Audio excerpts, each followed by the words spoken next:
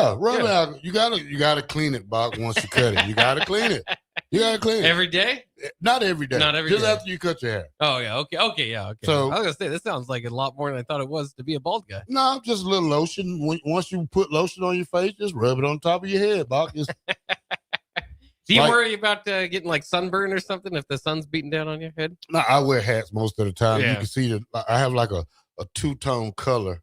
Like I'm a little brown paper bag on top of my head and a little dark skin in the face because I keep a hat on. Oh, okay, yeah.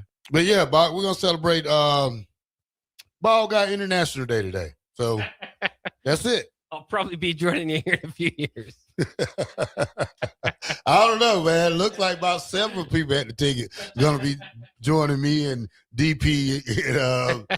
That's it. But I can say you're not close as some of the other guys here. Yeah. You're not closer to Jake Sorensen. I might be able to fight those guys off, but I believe you'll probably be the fourth guy to go down. We need the International Balding Guy Day as well. Guys that are thinning. Yeah. Thinning hair. If I had to put my money on anybody who's going bald first, probably Jake Sorensen. He had too much work. He's very strong. Austin, they're in the same boat. Nick Sorensen, Nick Sainer. Yeah. He's up there. He's probably a year away. These guys just don't know. No, they don't know. I got to prepare them for it, Bob. Yes. I never tried to run for my baldness. I couldn't. No. I started going bald when I was probably about 28. Did you have salt and pepper before that? Was there white hair? No. No problem there. No problem there. Yeah. Salt and pepper just not coming. No, okay. But, the baldness came around 28, 29. Around that age. Yeah. Was it, did you fight it off at all? Did you have any islands or anything? I did. Yeah. I did. I'm not going to tell you how. I don't want this. I never want anybody to listen to this story. But it's this International Bald Guy Day. Well, okay. So you want to know. I was in Canada. I had braids in my hair. Okay. So my hair was thinning. So the girl who used to do my hair, she used to put other little hair in it, extensions in it. Oh, okay, to fill it in. Yeah. So, and once I got tired of that, Bob, hey, it's time to go. What happens with that? Like, would it come out if you're showering or something? Or it was just time, Bob. Yeah. When you wear, I wore a football helmet probably since I was 5 to 28. So you got to know that's 23 years of damaging your head. I mean, that's what I blame it on. Yeah. Well, I mean, there's guys that have some pretty good hair at the end of their careers, but they could blame it on. I mean, I always did worry about that. You talk about being a hat guy. I wore a hat. I have to see your head bald, Bob. I don't know if you had the right head for it. Well, that's right. Some people do. Some people Jake don't. has a little peanut head. He might get away with it. Nick has a big head, so I don't think he gets away with it. You don't think he might have bald? to wear Kangos for the rest of it. There you go. Kango hat here. little hat there. Yeah, that's not a bad option. It's the fear of every man, I think, is when they go bald. But like you said, some people could pull it off. You don't have a problem with it when it comes. You can come and go. But yeah, some people have weird shaped heads, and I might be among them. I'm not sure yet. Yeah, it's okay, Bob. It'll mold in, right? You got to find the right gear to wear with it. So we'll have to get you probably make you a jogging suit guy for the rest of your life. Things like that. I think it was Steve Taylor. I mean, I've got a little bit of a receding hairline. I've got some cowlicks in the back that are starting to thin a little bit. So it's happening. But last time I talked to Steve Taylor, he's trying to just convince me, just bald it. It's done. Get rid of it. Yeah. Yeah. But I'm going to hold on as long as I can. Hopefully get to the salt and pepper stage. They got a little bit of salt. The good thing is, Bob, you made it past your 30s with all your hair. Yeah. AD and me, we wasn't such a good look like that. So, Yeah. Just imagine. My son, I don't know what to tell him. Like, my brother got a full head of hair. My dad got a full head of hair. I think this goes for my grandpa. It skipped a generation with my dad. Skipped 2 generations and slapped me in the head. So, wasn't fun. All right, Bob, we got a lot to talk about today, Bob. Nebraska beats Iowa. Yeah. To close out the regular season, Bob. 25 and what? What was 24-6? 26-5, yeah. 26-5. Best record all time. Yes. Good job. Absolutely amazing. And when you just to say the phrase Nebraska beats Iowa, that is music to our ears. Yes, they finished off 15-5 in conference play. That is their best conference total of all time. 26-5 overall. That is tied for their most wins of all time. Of course, you're going to have some opportunities here in tournament play to get officially the best season of all time. We've been saying that, all this whole time, because Nebraska has crossed a lot of things off the list, right? Their highest ranking of all time. Most conference road wins, I believe it was, most conference wins. I mean, so they're just checking off just about every box of this being the greatest Nebraska basketball season ever. And here we are. It's interesting because college basketball, it's a sport. In certain cases, if you're the Duke, the Kansas, the North Carolinas, the Arizonas, those are the world. It's really a postseason sport for those teams because they expect to be there. You want to have a good showing along the way, but that's how you're going to be judged. And as we get to postseason here for Nebraska, it will definitely, it'll definitely factor in. And it's impossible not to, again, for a sport that emphasizes the postseason so much, but just the regular season ride. Was talking to Austin Orman. I heard it online as well. Just the excitement when that game finally was closed, and the Nebraska fans were able to show their appreciation, not just for the seniors, but for the season. Obviously, there's not going to be another game at Pinnacle Bank Arena this year. That it was the loudest they've ever heard it at Pinnacle Bank Arena, and well deserved. I mean, this has just been an absolute incredible ride, and to finish it off that way, you'd rather. Maybe you could say you'd rather, at least for our heartbeats or whatever, it might have been better to get a 10, 15 point win and walk away. And I'm sure the fans would appreciate that too. But for that game to kind of play out the way that it did, it's Iowa, so it's always like, oh, here we go again type of a situation. But for Nebraska to respond to that and really come out in overtime and dominate the Hawkeyes, obviously outscored Iowa 14-5. In the overtime period. I mean, Kel Jacobson just had the game of his life. It's incredible to see him perfectly efficient from the field, 6 of 6, including 2 3-pointers there in overtime to help Nebraska get the win. Include that to his day of 8 rebounds, 2 assists, 0 turnovers. Just an incredible game from him specifically. But it was a game too where you feel pretty good about everybody pitching in, right? Even Jared Garcia, for the 5 minutes he played, hit a big 3. That was important. But everybody else scored at least 6 points. Frager got his 6 points off the bench, wasn't attacking as much, got to the free throw line a little bit, but only 2 attempts. But my point is, 15 from Sanford, 15 from Hoiger, 14 from Mass, 8 from Lawrence and Buchengel apiece. So it was really a complete game in a dramatic victory, if you'll put it that way, to beat Iowa, get over one of your kind of demons, one of the teams, of course, that has beat Nebraska this year and head into the postseason feeling like you're at an all-time high, because they are. All right, Bock, I think the rankings, I don't know if they came out yet, but I think Nebraska is 11th in that one. USA Today came out with theirs, so. Yep, Nebraska now in at 11th in the AP poll. Still, I don't know if the coaching poll is updated. They're 10th there. So that would make sense. Yeah. So they're 10th in the AP poll. So, the coaches poll. So it depends on who you ask if they're a top 10 program, one way or the other. 10th or 11th. Virginia sliding in at 10th for the AP poll. At 11th in the coaches poll, behind Nebraska on that side of things. But either way, your borderline top 10 program. How amazing is that heading into the postseason? Of course, ahead of teams like Gonzaga and St. John's, Texas Tech, Alabama, Kansas, North Carolina, Purdue. Obviously the Kentuckies, the teams that Villanova's that haven't quite lived up to the expectations. UCLA's, of course, who did beat Nebraska, but hasn't had the season Nebraska has had. Really just an incredible time for Nebraska. And for those wondering too, I know people think, well, coming after that win, why is Nebraska moving down in the rankings? This is after, of course, this is factoring in the UCLA game, which was not factored into the previous rankings. So Nebraska did get beat there, and that is why they dropped a few spots, 2 spots in the AP poll from number 9 to 11, and 1 spot in the coaches poll from 9 to 10. But ultimately, one way or the other, a success. Nebraska finishes off winning 4 of their final 5 games after their last loss to Iowa. I love it, Bock. Fred Hoiberg signs a new contract extension. You have that news? Yes, absolutely. It was announced this morning after the record-setting regular season Troy Dannon announced a contract extension for Coach Hoiberg this morning. The contract will run through 2031, 2032. So you feel like you've got him locked in there. I always think it's kind of funny with these extended years. Generally, you don't make it to that period. Not that he won't be here in 2031 or 2032, but by then you might have a contract extension, or obviously things can always go a different route. But it's hard to believe that now. Anyway, up to 2031, 2032, he's now be making $5 million next year. Of course, that'll be the first time a Husker coach has done that. Interestingly enough, Tim Miles, I believe, was the first $1 million coach at Nebraska. As Doc Sadler, I think his final term had him at around 900,000.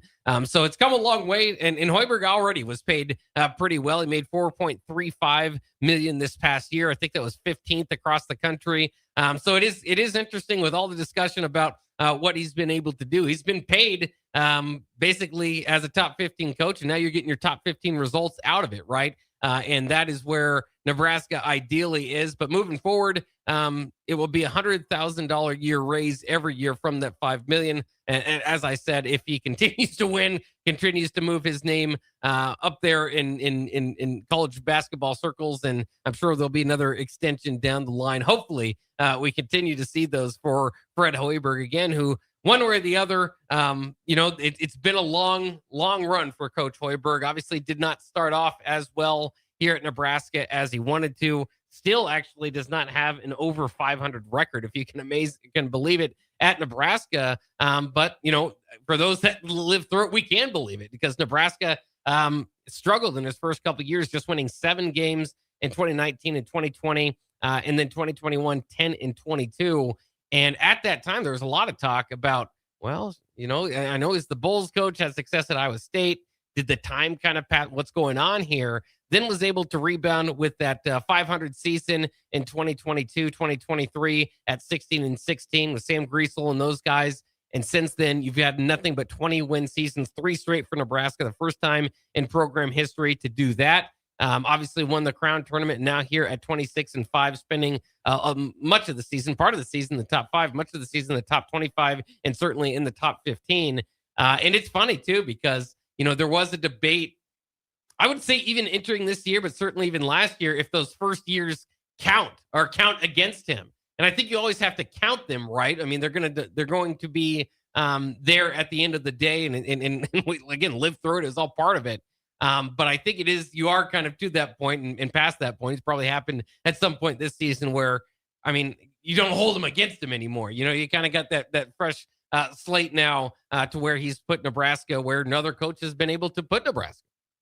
All right, Bock, let's go to break. And when we come back, we'll talk more Nebraska basketball. We'll talk Big Ten tournament. We'll see who's in Nebraska way and what can Nebraska do to make it to the Big Ten championship. We'll talk about this more and up next here on Bock The Blackshirt, 93.7 The Ticket.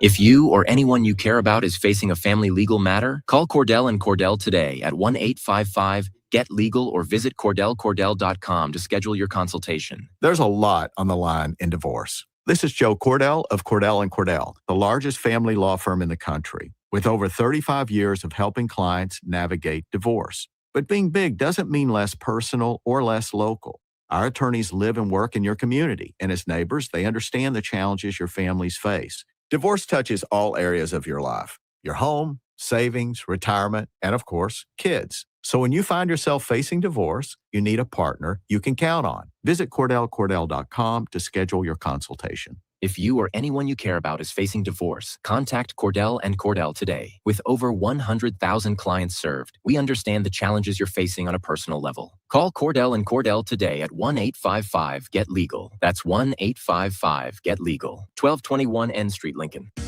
Bauer Underground has been serving local contractors and utility contractors all across the state since 1997. When you see the black and white trucks, you know that the best workers in the business have arrived. Bauer is currently looking for equipment operators, laborers, diesel mechanics, and aerial linemen. Join the brotherhood built on hard work, authentic people, and a pedigree of success. They're offering top-notch benefits, a matching 401k, and a $600 per year clothing allowance. Bauer Underground, a family-friendly company with plenty of room for advancement.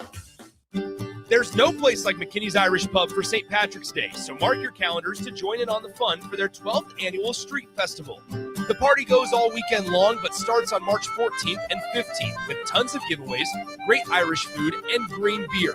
And it continues on Tuesday the 17th for actual St. Patrick's Day.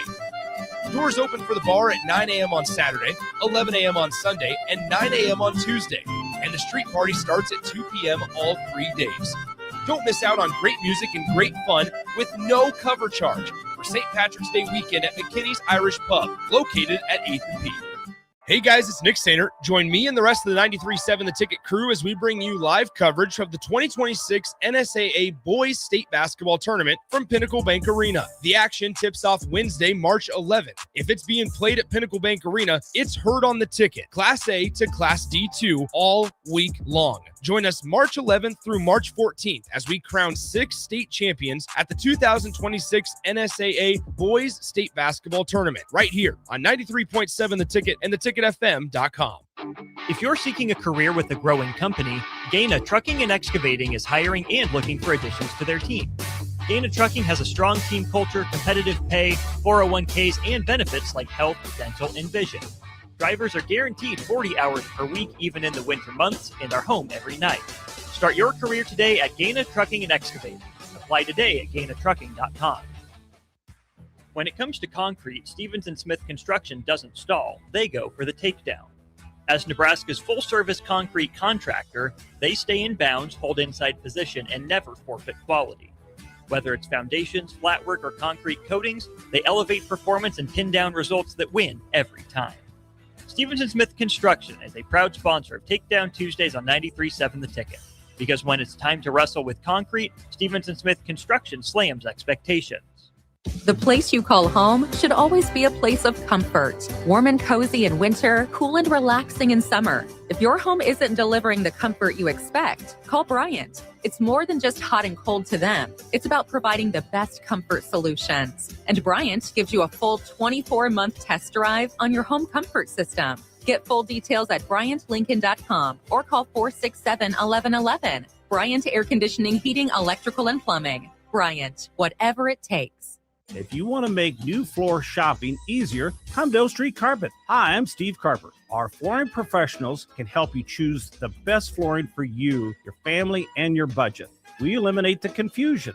Even better, you'll be enjoying your new flooring much sooner. No 6 or 8 week waits. We'll install right away and save you money on installation. Floor shopping made easy every day at O Street Carpet. O Street Carpet. 1732 O Street. Family owned and operated. Always the best value. A lot of businesses say they're family focused, but when tough situations in life arise, the business wants anything but your best interests. James Enterprise Incorporated is hiring, and they will always treat their employees like family, just as they do their customers. James Enterprise Incorporated is hiring Class A and B CDL drivers, a shop tech, and a diesel mechanic.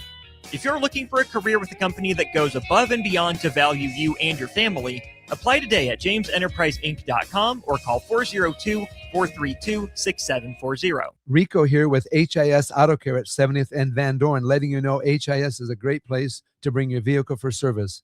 With superior service bumper to bumper, we'll treat your vehicle like it's your mother's. Doesn't get any better than that. So call 402-488-8934 and HIS Auto will make you glad you did. 5% off, mention this ad, and for sure your mother will be proud you called. 402-488-8934, HIS Auto Care, 7th and Van Dorn. God bless you. 93.7 The Ticket is proud to provide listeners with daily opportunities to win contests and prizes on our airwaves, and would like to take this opportunity to remind you of a couple rules. All participants must be 21 or older and must wait 30 days after winning a prize to participate in another contest. Once you win, you have 30 days to pick up your prize at the KNTK Studios, 1040 O Street in Lincoln, or your prize will be forfeited. Thank you for participating in our contests, and thank you for listening to 93.7 The Ticket. You're listening to Bock and the Blackshirt, on air and online at theticketfm.com.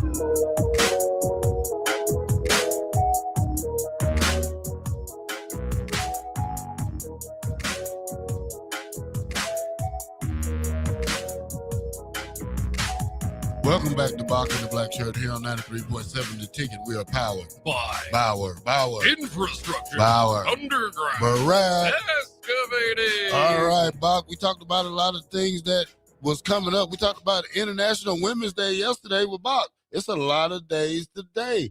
So let's just look at this list, Bock, what I have. Oh, my God. It's not officially International Bald Guy Day like you tried to Well, say. somebody said, here's what somebody said on the text line. Somebody said, what did they say? On the 13th of September or something, Bock? He just said official Bald is Beautiful Day is September 13th. Yeah. Who won't wait that long, Bock? We got to celebrate twice. Bald head looks good today. But here's some of the days listing, Bock. Today is National Crab Meat Day. Oh, yes. National Meatball Day. Certainly. National Workplace Napping Day. Oh, we better take advantage of that. That's Yeah, hey, we'll be back in about 30 minutes. Yeah. Y'all just hold on. We got to celebrate. Yeah, it is also National Panic Day.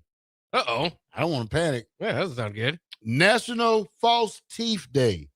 Okay. Shout out to Phil those. Our Stapler Day. Phil our stapler? Yeah. Okay, I yeah. go a stapler. Make sure it's Phil, yeah. Today is also Barbie Day. Okay, yeah. The Barbie doll, dolls. yeah.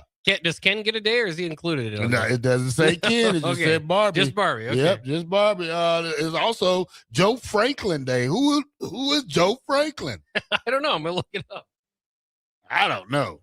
That's crazy. I know Ben Franklin. It's also Commonwealth Day, also known as Empire Day. Yeah, I can't talk too much on that. Joe Franklin was apparently a talk show host.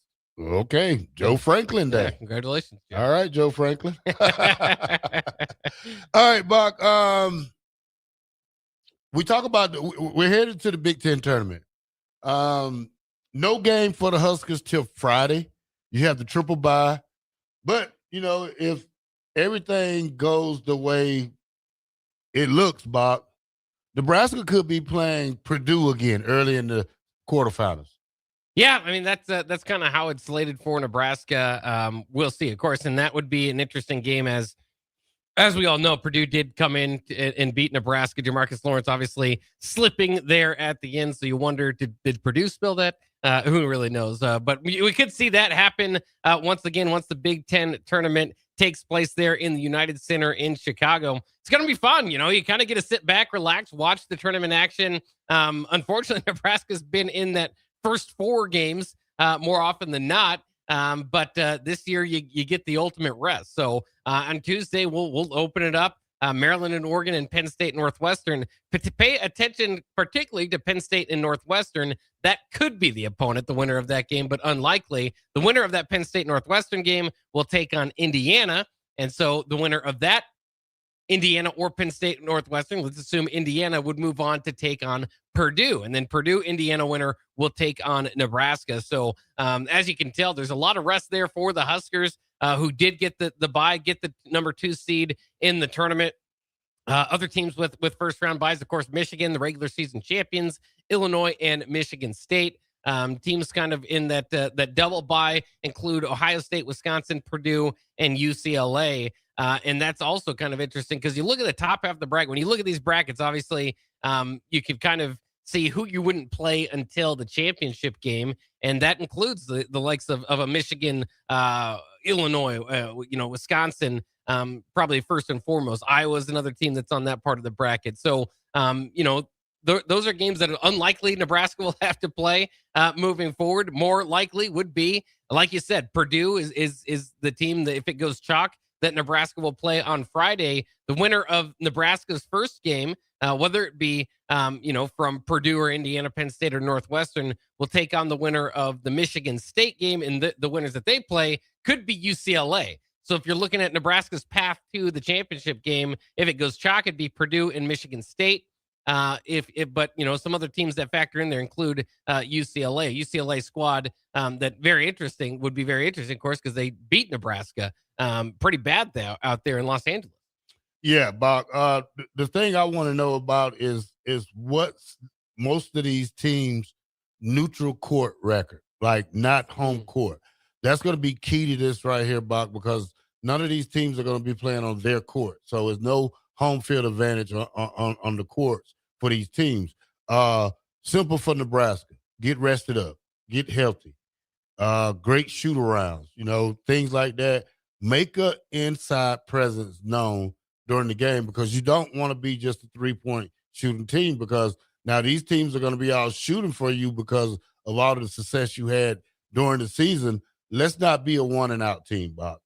Yeah, you don't want to do that. Obviously, the goal is with where Nebraska's at, better position than they've ever been to win a conference tournament here. They have won conference tournaments before, so I don't want to put it that way, but, very few and far between. So, back to the Big 8 days. But, as far as winning the Big Ten conference championship, the possibility is there. It is interesting, kind of now that we're here, you can kind of talk about it.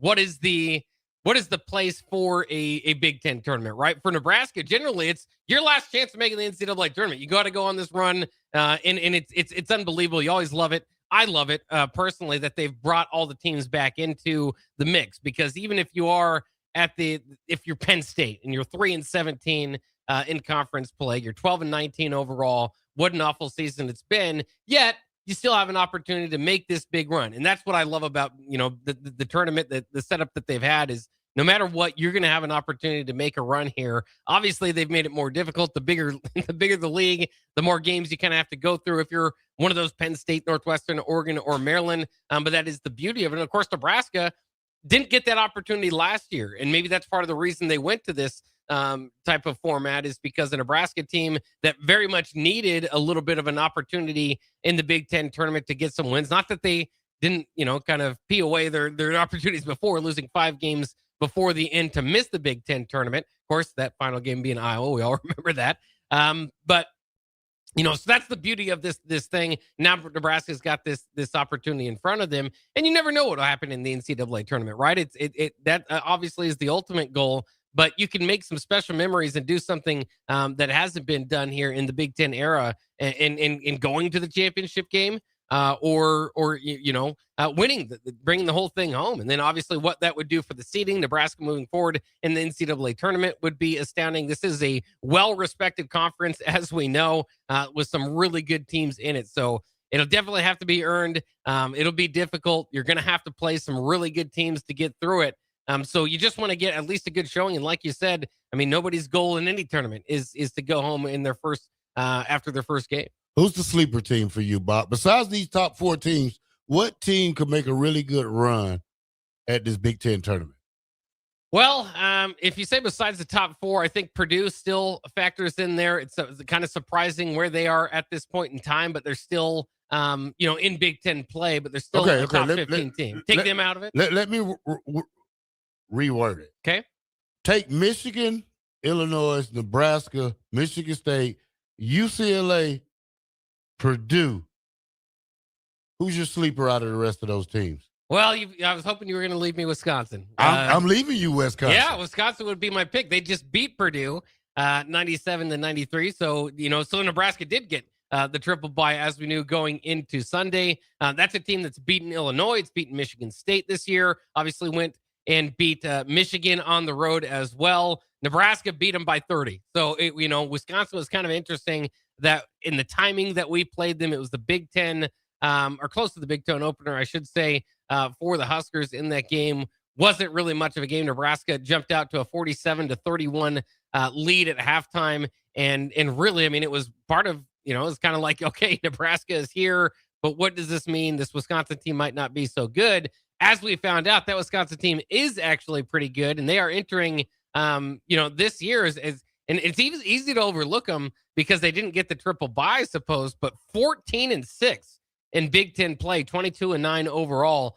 So that would be the team. If you go beyond that, then you're really kind of into teams that need to make a run to maybe impress the NCAA tournament. I think as of now, Iowa will be in the tournament. Hard to see them necessarily making a run. A team that I'd look out for, that I don't know if I would say make a run, but just if you do see them there, and they've struggled as of late. But Minnesota, has a couple impressive victories on their resume as well this year, including Iowa, including Michigan State, including Indiana. At the time, all those teams were ranked. I mean, you're talking long shots here, but that would be maybe my long shot pick. Yeah. All right, Bock. I do have the odds to winning the Big Ten championship. Michigan, 105. Illinois is plus 480. Purdue plus 600. Michigan State plus 650. Nebraska plus 1,000. If I had money, Bock, I'd go put something on Wisconsin plus 3,000. There you go. Even UCLA plus 4,000. Iowa plus 6,000. Ohio State plus 8,000. I'm not going to read the rest because I don't think they have a chance to get out of the first 2 days of the tournament. No. But I mean, it is interesting. Nebraska does get the second seed, still in the still, what was it, the fourth or fifth team you listed off there as far as the ranking or as far as the odds go. Yeah. So I mean, still you can always find a way to kind of see that disrespect maybe shining through. Again, I mean, I get it. There's some numbers and metrics that you could point to say, yeah, well, I can kind of see the case. I mean, you look at Nebraska's big wins this year against the AP anyways, and they're all different metrics. Different people can kind of go through, different rankings. But if you just look at records versus AP this year, Nebraska 2-3, Michigan 8-1. You'll notice all these teams I'm mentioning, they have more wins, right? Michigan State 5-4, Illinois 5-5, Wisconsin 4-3 against the top 25, UCLA even 3-5 there, Purdue at 4-4. So a little bit of a limited opportunity against some of those the top teams in the Big Ten for the Huskers. So maybe that's where a little bit of the doubt is still shining through, or maybe it's kind of where they've been recently. Maybe they the odds makers looked at that UCLA game and like, I don't know about that. But in general, there's if you have to, and I feel like Coach Weber is good at doing this. Scour through whatever you can find to find some disrespect and put that up for Nebraska still to reach out. Because I mean, I feel and listen, I get it. I mean, there's some other teams that might be sexier, have some bigger time players that are going to go play in the NBA, all that sort of stuff, still in this Big Ten tournament. But Nebraska, again, due to tiebreakers, is the second seed, and they could certainly make this run. I mean, I feel really good about the potential of winning this thing. Now, at the same time, what are you asking the Cornhuskers to do is win 3 games against likely top 25 teams in a row, right? Now, again, it can break down a different way, but if you're talking about beating Purdue by the time they get there, and then Michigan State, and then, either Michigan or Illinois or whoever's there at the end, that would be 3 top 10, top 15, at least 25 teams in a row. Nebraska obviously hasn't done that this year. So they're going to have to be more impressive than they have been all year in order to bring home the Big Ten championship. All right, Bock, let's go to break. But before we go to break, Bock, I'm going to ask you this question. YouTube text line. Which one is going to hurt the most? Losing Sam Hoiberg or losing Emmett Johnson? Good question. We'll talk about that next when we come back here on 93.7 The Ticket. Bock in the Black Shirt. We'll be right back.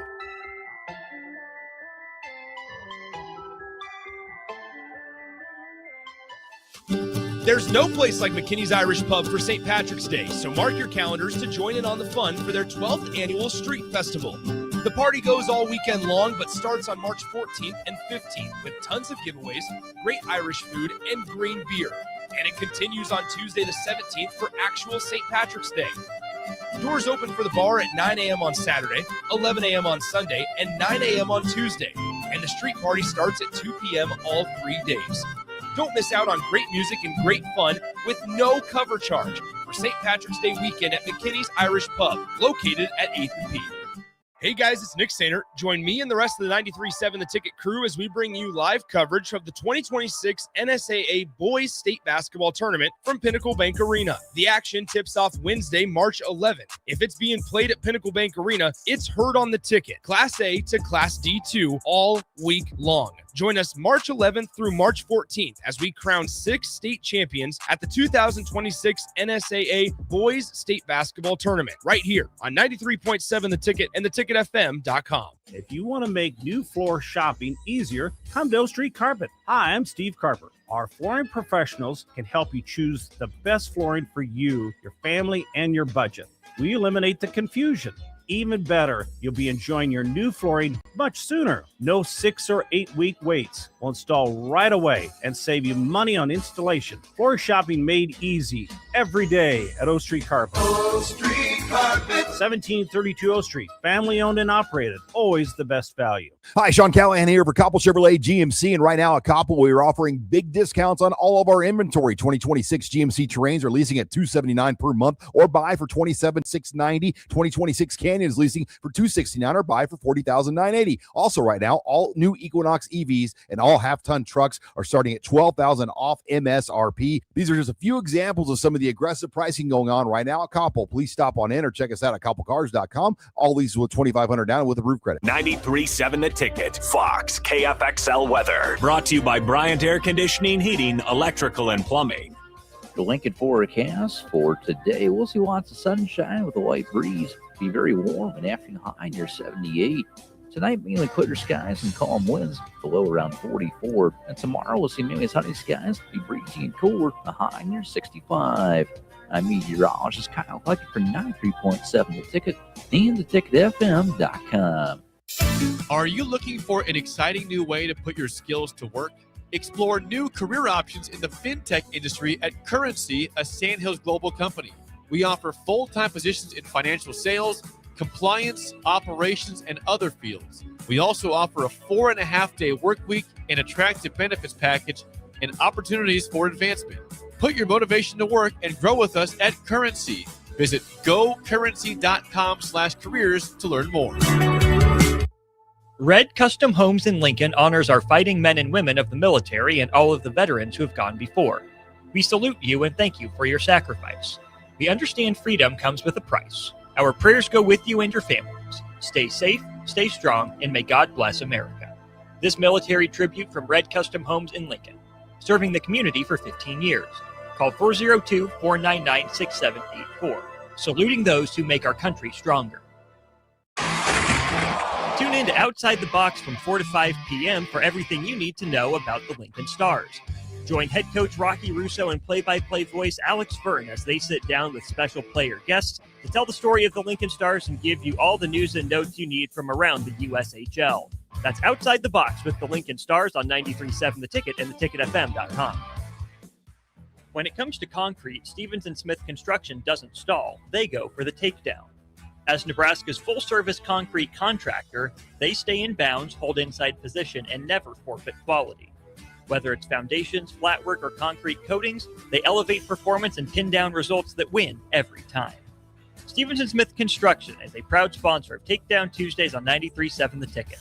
Because when it's time to wrestle with concrete, Stevens & Smith Construction slams expectations. If you're seeking a career with a growing company, Gaina Trucking and Excavating is hiring and looking for additions to their team. Gaina Trucking has a strong team culture, competitive pay, 401ks, and benefits like health, dental, and vision. Drivers are guaranteed 40 hours per week, even in the winter months, and are home every night. Start your career today at Gaina Trucking and Excavating. Apply today at GainaTrucking.com. For remote starters, audio upgrades, and more, there's only one place to go. Auto Sounds of Lincoln at 48th and O. You're listening to Bock the Blackshirt, on air and online at theticketfm.com.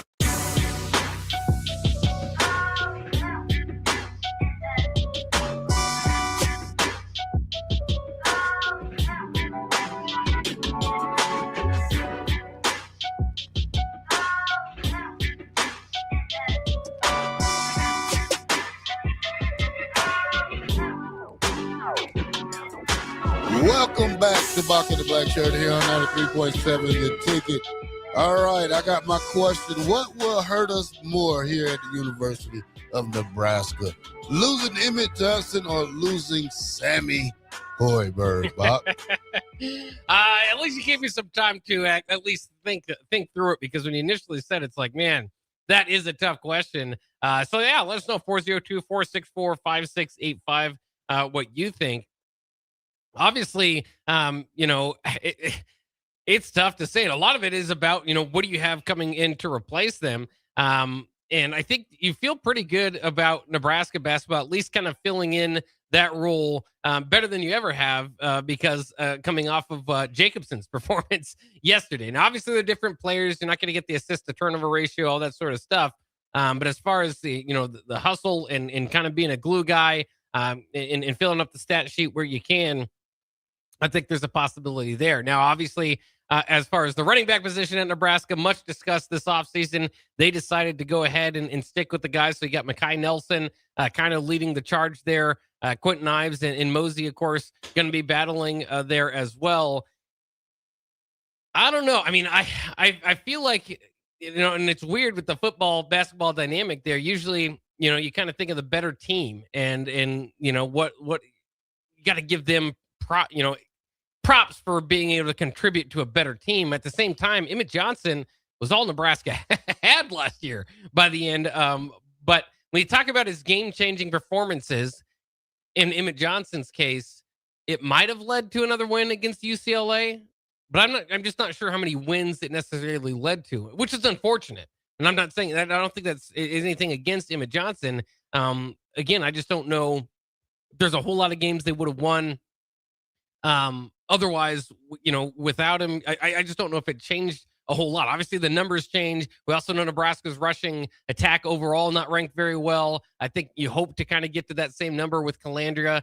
So with kind of the adjustment that they're making, I would say Sam Hoiberg might be more difficult to replace, but they're going to have their opportunity. And then the other thing is the quality of recruit that Nebraska basketball is going after makes you feel a lot better about where the program is headed in that direction. So I don't know. I mean, maybe I'm out of my mind. Maybe people will think it's crazy, but what Sam Hoiberg has provided for the Husker team throughout his career and culminating to where it is now, it's just hard. A lot of it doesn't even show up in the box score. He's chucking the ball off a guy while he's out of bounds. So I mean, I think I'm going to lean towards Sammy. I think I'll go with Sammy because of the number game.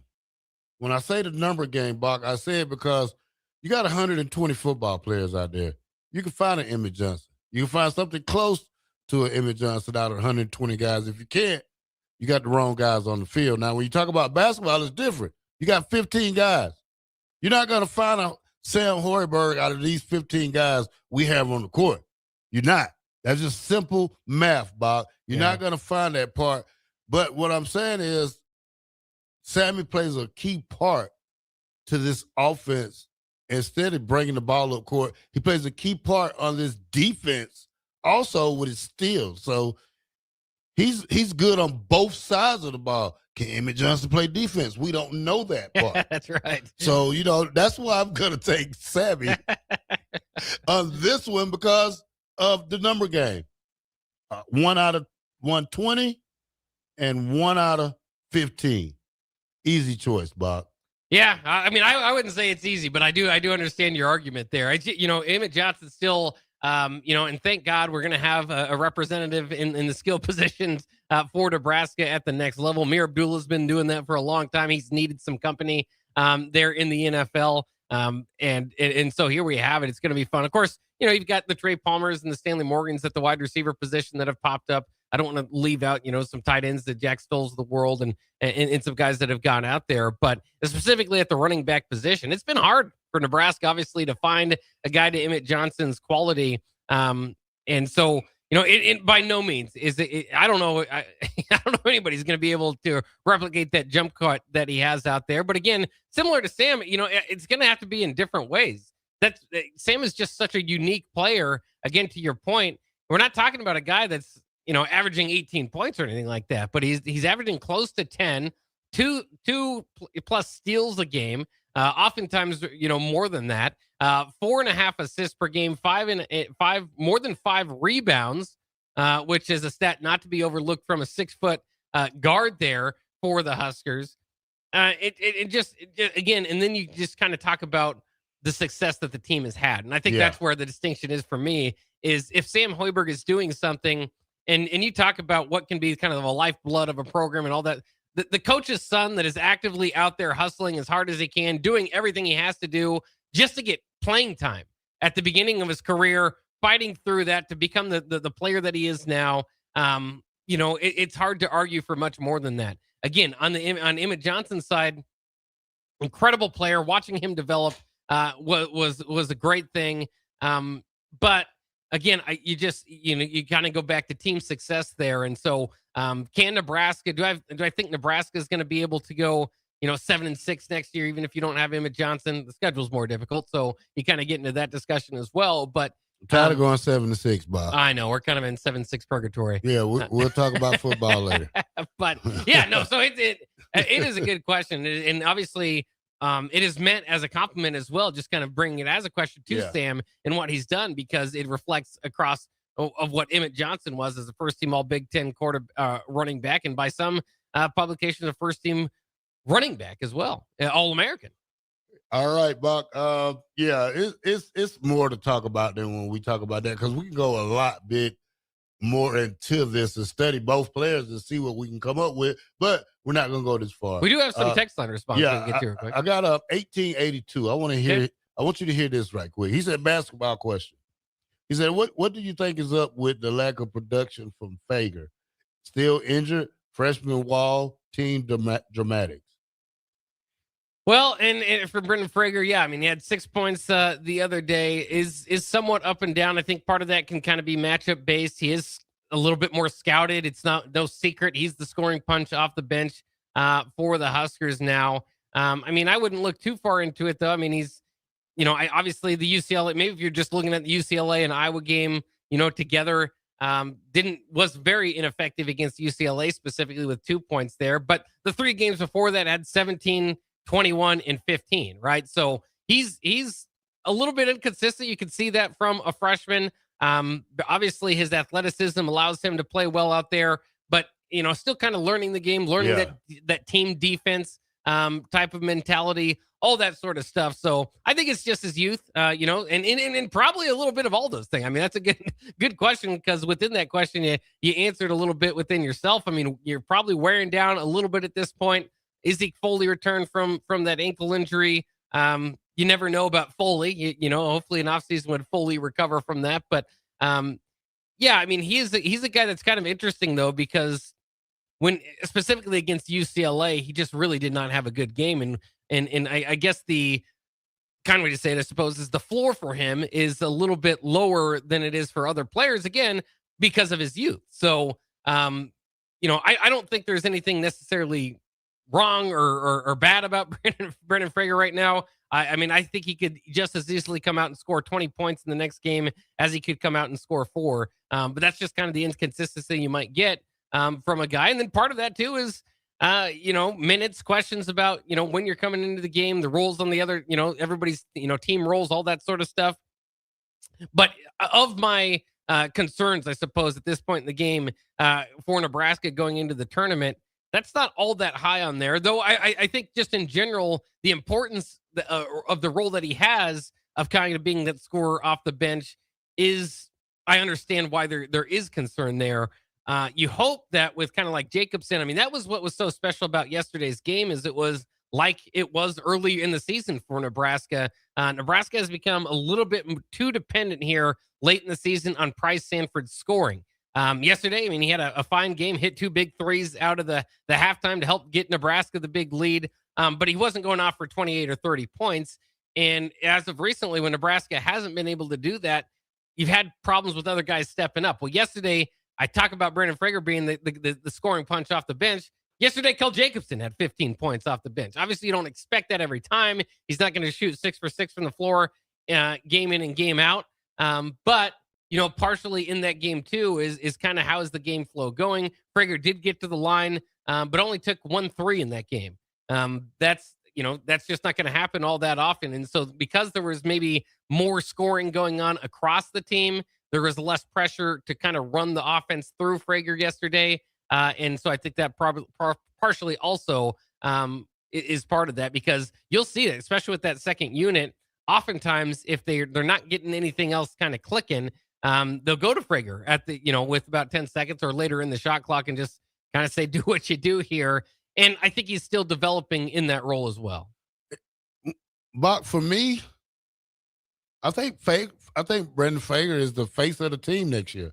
I think when you put him with Price Sanford next year, they make a great duo. He's still young, so he still has a lot to young. You have a guy like Rick Mass who's coming back into his game now that you see he's warming up. Frager just has to wait his spot. Great kid, great athlete. I think he's going to be I do think he's an NBA player, but right now he's a young player. I think if he stay with Fred another two years, he will be even better than he was as this redshirt freshman. It's still a learning year for him. And I think when it's all said and done, he'll be one of the best players to ever come out of the state of Nebraska. Well, I certainly hope so. I do. And I do. I agree with you. I think he's got the potential. You just got to remember he's young at this point in time. And so, with young players can kind of come frustrations. He's not a one and done type or anything like that, right? I mean, he's going to be one of those developmental guys, but he's got the body, he's got the athleticism to compete with the best and develop with the best. And hopefully with what he's seen Coach Hoiberg do here in Lincoln and, the place that he kind of carved out for him and on this team, he does stick around and it's too early to start talking about next season. And it'll be interesting when you get there, right? I mean, Price Sanford's going to have to make his decision about, going into play pro ball or coming back to college for another year. And everybody these days with the attention that'll be on the Huskers, we know how it is. This is the world, right? Money. Yeah, exactly. Money. All right, Bock, let's go to break. When we come back, we'll talk a little NFL. We'll talk Husker football. And Bock, it is football time. Spring ball is going on here. In another week or two, we'll have spring football game coming up here at the University of Nebraska. 93.7 The Ticket. Bock of the Blackshirt. Be right back.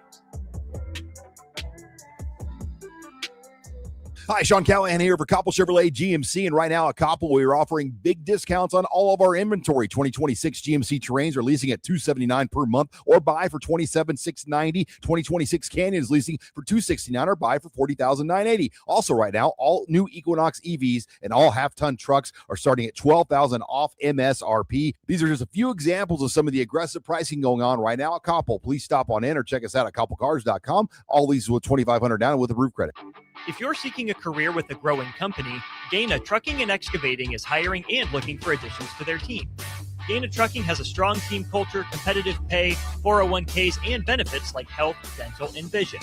Drivers are guaranteed 40 hours per week, even in the winter months, and are home every night. Start your career today at Gaina Trucking and Excavating.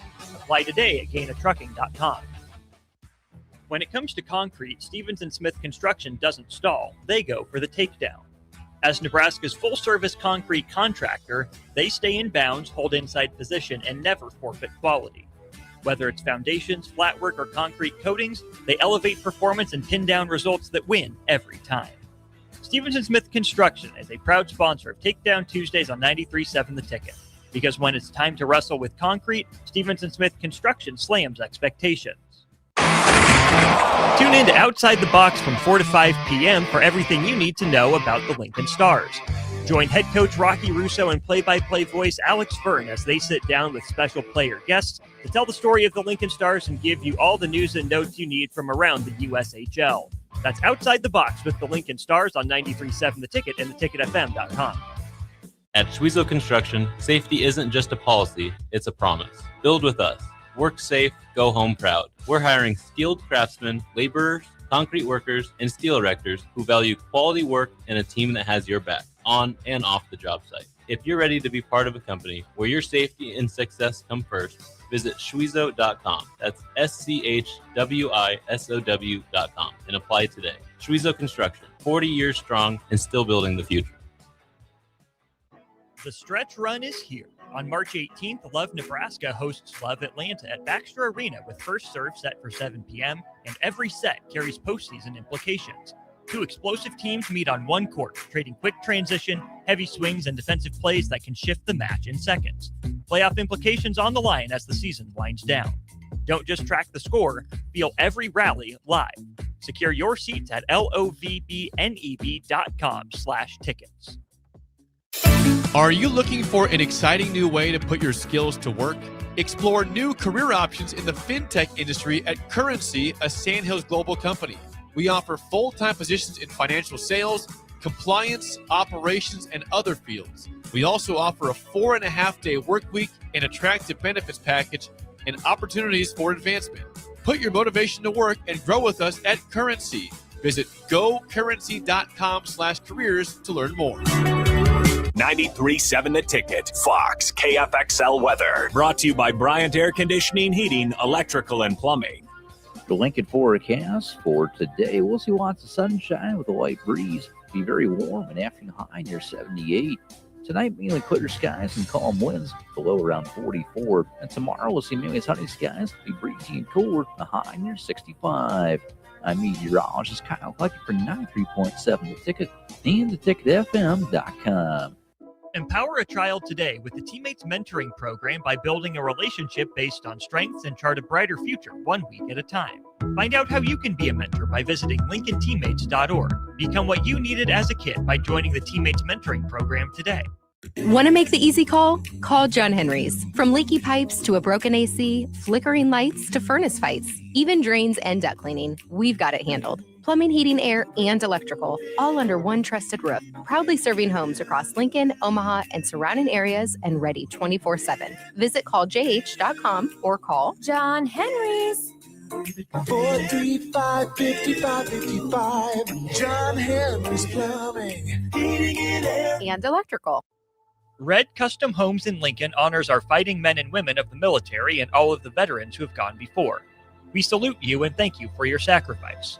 We understand freedom comes with a price. Our prayers go with you and your families. Stay safe, stay strong, and may God bless America. This military tribute from Red Custom Homes in Lincoln, serving the community for 15 years. Call 402-499-6784. Saluting those who make our country stronger. This is Lincoln's home for sports talk on the FM dial. Also online at theticketfm.com. On the internet. KNTK FM Firth, 93.7 The Ticket. You're listening to Bock the Blackshirt. Terrell Farley, defending Terrell Farley, who last week in his first start was a holy terror. Number 43. And Jake Bockoven. On air and online at theticketfm.com. Powered by Bauer.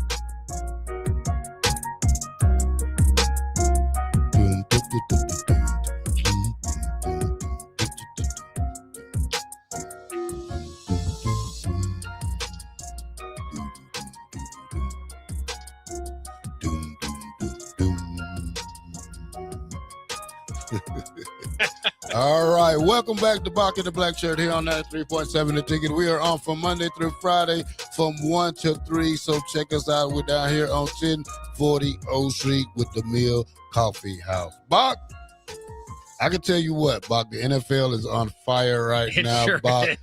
Ever since they started, today is where you can figure out the contracts. Not officially Wednesday yet. Wednesday is the day these players can sign contracts, but you can have the paperwork for it almost done. Well, and I want to shout out, first of all, I mean, there's plenty to go through here, but we got to start off with Wan'Dale Robinson. Wan'Dale, of course, the former Husker for a little bit. He doesn't get a claim that after obviously transferring to Kentucky, but had a big year, obviously, with the Giants this past year. They decided not to franchise tag him. How about this? 4 years, $78 million.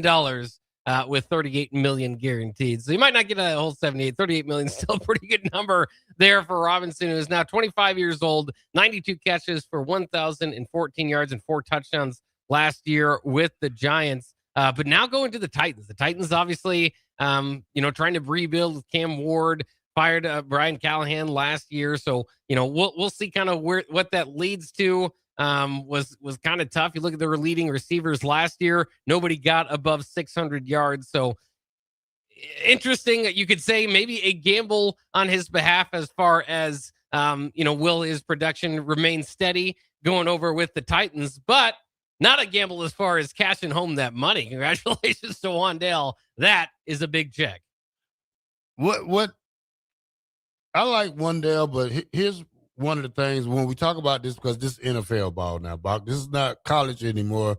So it gets a little bit more complicated when we talk about Robinson at this point. Is he a true number one in the NFL? I'm just asking with size, but production-wise, Bob, he has the potential to be a number one receiver. I just don't know if that works. Well, and obviously, might be doing it from the slot position. I don't know if he's going to be out there as the number one as far as you're drawing up there. But yeah, I mean, I think his production would say that he can be. Now, you get into kind of the conversation. He's not gonna leave it here with the Titans and the Giants, being a number one on those teams rather, than being the number one option on a playoff team or something like that, a Super Bowl contending team. Maybe not. But, obviously for his career and what he's done so far, got to take advantage of the huge season that he had. I know his name, familiar to us, right? And like you're saying now in the NFL, but it's not like there were that many 1,000-yard receivers last year. So he was an elite company. He did kind of bring himself to that level.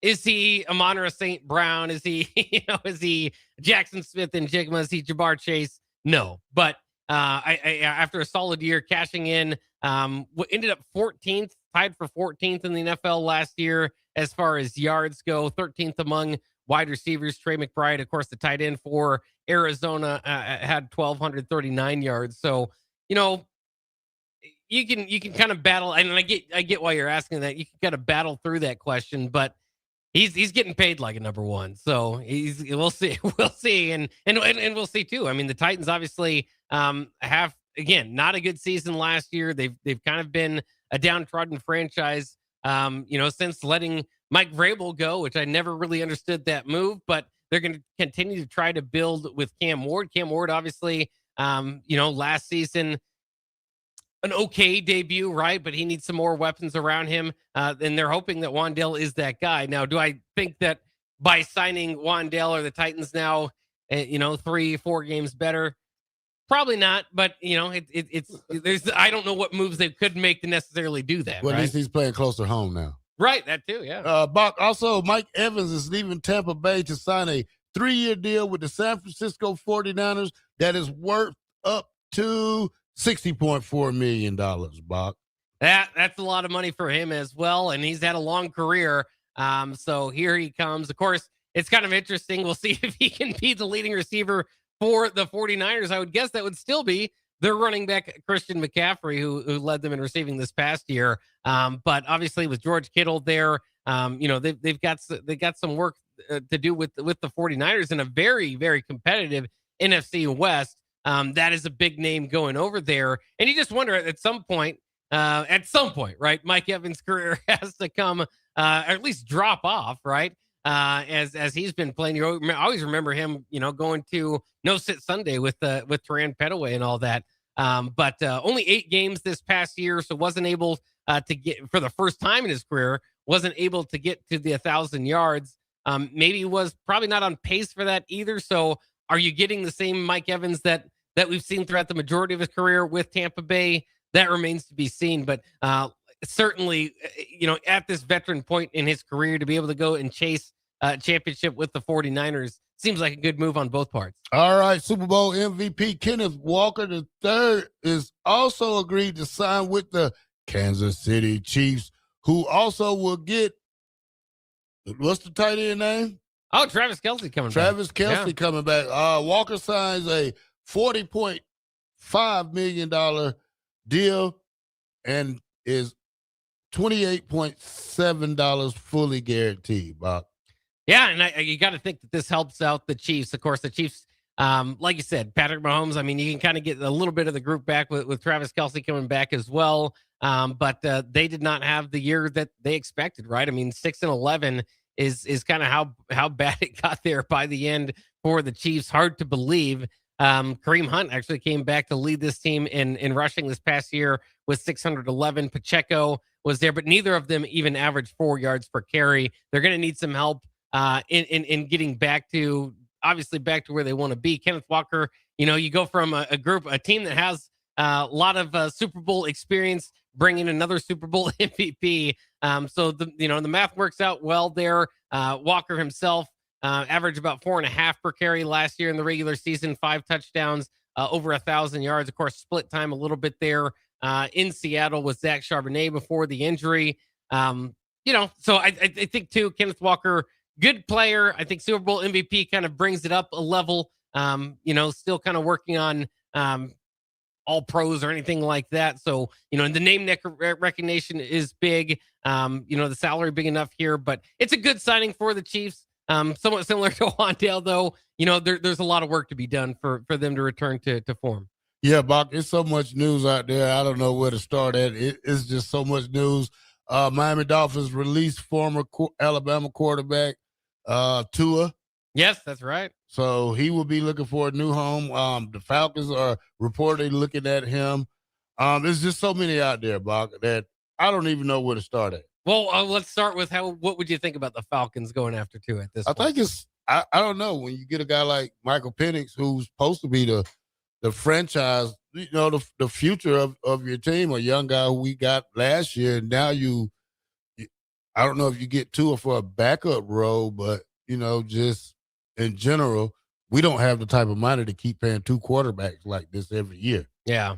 So that part right there gets to me a lot.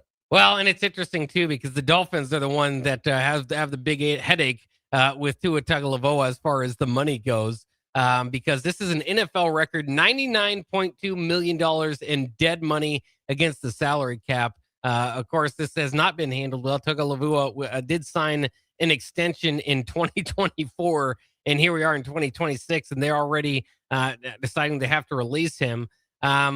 This allows the Dolphins to split, so they're going to release him by the designated post-June 1st date. That'll allow the Dolphins to split the dead money over 2 years, which will give the Dolphins a $67.4 million dead hit against the salary cap this upcoming year and $31.8 million in 2027. Very tough. Obviously, Tagovailoa 6 seasons in Miami, and in just 1 year into this franchise record extension that he signed, the dead cap space will top the previous record of $85 million that the Broncos absorbed by releasing Russell Wilson. Of course, maybe that can be a good sign for the Dolphins, is that, the Broncos had the previous record, and there they were last year, knocking on the door of going to the Super Bowl. Of course, without the injury to their quarterback, Bo Nix, maybe would have been there. So maybe that's kind of the bright side if you look at it. But as far as the Dolphins go too, they look to be the winner of the Malik Willis sweepstakes, Good luck with that. which I'm surprised that there is a Malik Willis sweepstakes, but he was among backup quarterbacks getting buzzed this year as maybe a guy that could move forward as a starter. It's kind of interesting, though. I don't know. Obviously, it gives you hope that maybe you can find your next pick there in the 26-year-old, but is it worth kind of the move and moving Tagovailoa and paying all that dead money here to the cap to move on to Malik Willis? Yes, I have to have Dolphins fans. Jake Sorensen, of course, our resident Dolphins fan, he seems at least hopeful or some sort of optimistic. It's just kind of changing the guard there in Miami, and this deal kind of brings that as well. All right, Bob. Former Jaguars running back Travis Etienne Jr. will sign a 4-year, $52 million deal with the Saints. Also, Buffalo Bills guard David Edwards will sign a 4-year, $61 million deal with the Saints also. So, well, there you go. Yeah. Saints getting some stuff done. I like Travis Etienne. 3 out of his 4 seasons here in the league has been a 1,000-yard rusher. Obviously, Jacksonville, very successful time there. They finished 13-4 this past season. The Saints, again, one of those bottom-feeding teams, if you will, that is going to be looking to improve. But they're not, they don't have to go from I guess the division they play in is a little bit open, is what I'm trying to get to. I was trying to find a fancy way of saying it, but they were 6-11 last season. Division winner at the top was the Carolina Panthers at 8-9. The Bucks and Falcons were both 8-9 as well. So, a move like that, could that be worth a few games for the Saints in division? I think it possibly could. So obviously the other teams are going to be trying to do what they can do to get better as well. But for the Saints, as if you're looking for a worst to first probability this year, the Saints might be in that category. All right, Bock, we're going to move on from football, NFL. When we come back, we'll jump into Nebraska spring ball talk. We're here with Coach Ulrich and Coach Holgerson had to say over the 150 play scrimmage they had this weekend. Bock the Blackshirt. We'll be right back.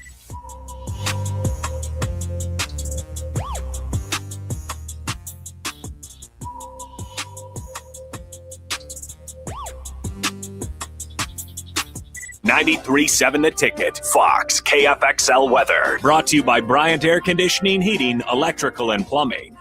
The Lincoln forecast for today, we'll see lots of sunshine with a light breeze. Be very warm and afternoon high near 78. Tonight, mainly clear skies and calm winds, below around 44. And tomorrow, we'll see mainly sunny skies, be breezy and cooler, a high near 65. I'm meteorologist Kyle Fleck for 93.7 The Ticket and theticketfm.com. At Schwezo Construction, safety isn't just a policy, it's a promise. Build with us. Work safe, go home proud. We're hiring skilled craftsmen, laborers, concrete workers, and steel erectors who value quality work and a team that has your back on and off the job site. If you're ready to be part of a company where your safety and success come first, visit schwezo.com. That's SCHWISOW.com and apply today. Schwezo Construction, 40 years strong and still building the future. Make new floor shopping easier, come to O Street Carpet. Hi, I'm Steve Carper. Our flooring professionals can help you choose the best flooring for you, your family, and your budget. We eliminate the confusion.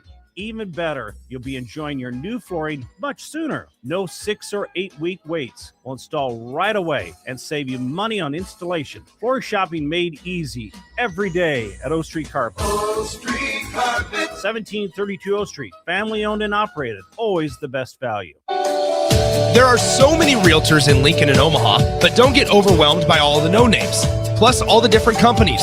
Ben Bleicher with Professional Realty Group at Berkshire Hathaway Home Services Real Estate is your go-to option, whether buying or selling residential, luxury, leasing, investment properties, or commercial property, small or large. Ben's team offers decades of experience, unbeatable customer service, and promises to fully protect your interests throughout the entire transaction. Call 402-419-6309 for all your real estate needs. Ben Bleicher with Professional Realty Group of BHHS Ambassador Real Estate.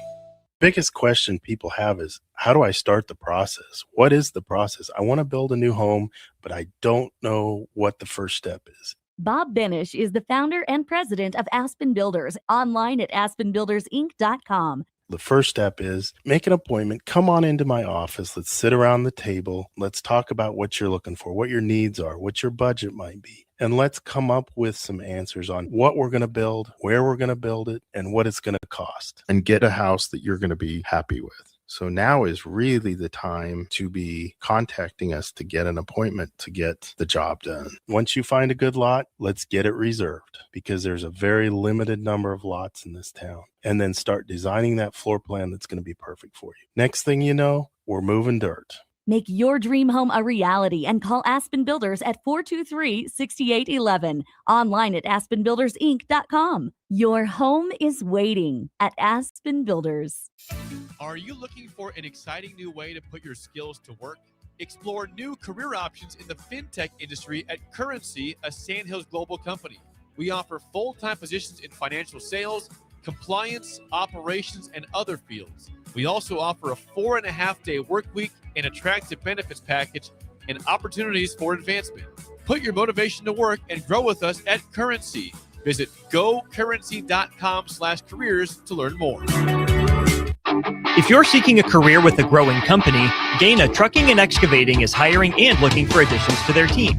Gaina Trucking has a strong team culture, competitive pay, 401ks, and benefits like health, dental, and vision. Drivers are guaranteed 40 hours per week, even in the winter months, and are home every night. Start your career today at Gaina Trucking and Excavating. Apply today at gainatrucking.com. In every office, there's two types of people. There are those who bring in bagels and those who eat the bagels that someone else brought in. Everybody likes the first person. Be that first person. Weekday mornings at 7:30, you have a chance to win a business box of bagels from Bagels and Joe. All you have to do is shut up, Sipple. 2 questions for you, 2 for Sip. Win, and the bagels are yours. Lose, well, you don't want to lose. You lost Monday, you lost Wednesday, you're a loser. Shut up, Sipple. Weekday mornings at 7:30, brought to you by Bagels and Joe. MWR, a local company of Lincoln, is proud to announce they are able to offer their own post-frame building packages in metal to anyone desiring a building, whether you're a contractor or a DIYer. They can install your building as always, and they offer multiple different rib profiles and loads of color options, including the wood grain metal at great competitive prices. You can inquire at mwrbuildingandfence.com or just draw your desired building and submit it in their contact us page, and they'll get back to you. Call MWR today at 402-540-8966. When it comes to concrete, Stevens & Smith Construction doesn't stall. They go for the takedown. As Nebraska's full-service concrete contractor, they stay in bounds, hold inside position, and never forfeit quality. Whether it's foundations, flatwork, or concrete coatings, they elevate performance and pin down results that win every time. Stevens & Smith Construction is a proud sponsor of Takedown Tuesdays on 93.7 The Ticket. Because when it's time to wrestle with concrete, Stevens & Smith Construction slams expectations. The stretch run is here. On March 18th, Love Nebraska hosts Love Atlanta at Baxter Arena with first serve set for 7 p.m., and every set carries postseason implications. 2 explosive teams meet on one court, trading quick transition, heavy swings, and defensive plays that can shift the match in seconds. Playoff implications on the line as the season winds down. Don't just track the score, feel every rally live. Secure your seats at lovebneb.com/tickets. You're listening to Bock and the Blackshirt, on air and online at theticketfm.com.